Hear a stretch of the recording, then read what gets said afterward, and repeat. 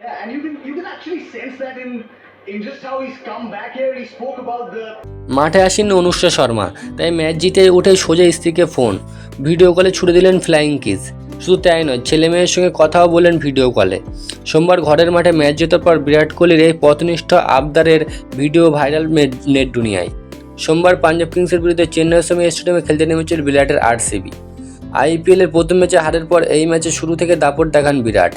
প্রথম ফিল্ডিং করতে নেমে ক্যাচ ধরার রেকর্ড করেন। টি-20 ফরম্যাটে প্রথম ভারতীয় হিসেবে 173টি ক্যাচ ধরেন।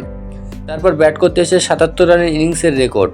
প্রথম ভারতীয় হিসেবে টি-20 ক্রিকেটে 100 বার 50 রানে গণ্ডি পেরেছেন বিরাটের জোড়া নজিরের রাতে হাড্ডাহাড্ডি ম্যাচ জিতে নেয় আরসিবি। তবে ম্যাচের পর ভক্তদের মন জিতে নেয় বিরাট কোহলি। খেলা শেষ হওয়ার খানিকক্ষণ পরে দেখা যায় মাঠের একপাশে দাঁড়িয়ে ভিডিও কল করছেন কিং কোহলি। ফোনে কথোপকথন চলাকালীন একাধিক ফ্লাইং কিস দেন, বেশ কয়েকবার মজার অঙ্গভঙ্গি করতে থাকেন। সম্ভবত কন্যা ভূমিকা এবং পুত্র অক্ষয়ের সঙ্গে খুনসুটিতে মেতে ওঠেন কিং।